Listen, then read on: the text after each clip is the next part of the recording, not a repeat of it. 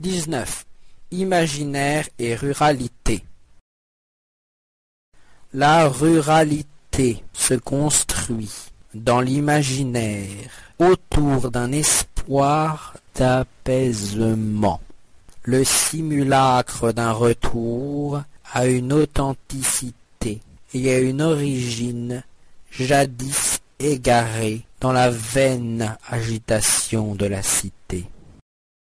Elle véhicule des images factices, celles d'une origine parée de songes et de mythes.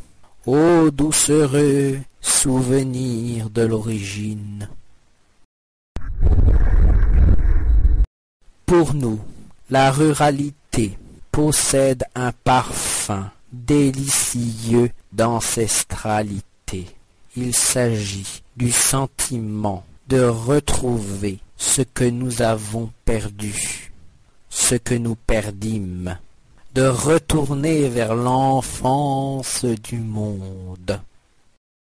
Il s'agit du sentiment d'être dans un monde dont nous maîtrisons le moindre détail, où rien ne saurait nous surprendre, nous perdre.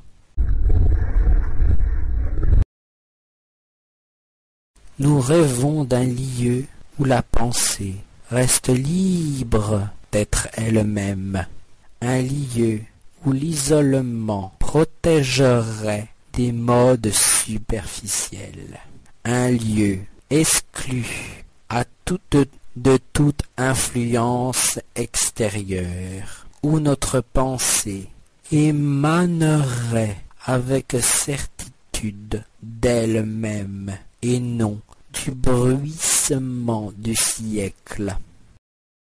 Un endroit bannissant le badinage, au sein duquel la ville nous enferme.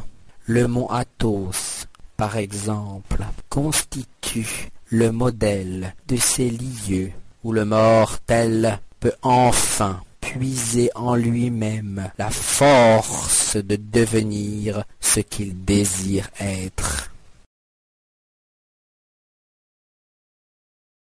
L'être qu'il se rêve d'être.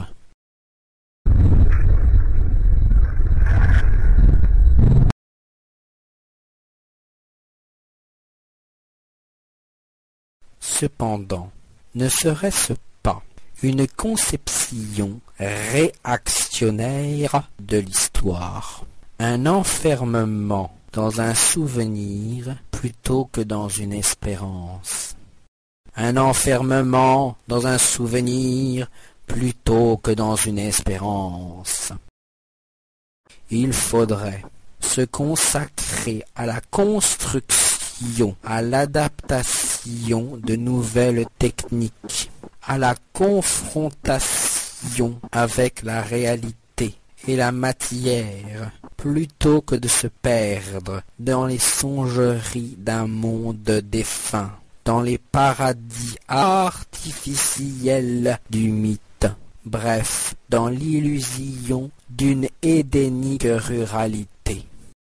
Certes, cette ruralité contribue à la confection de notre identité. Ne perdons pas notre identité, mais ne nous incrustons pas dans cette illusion.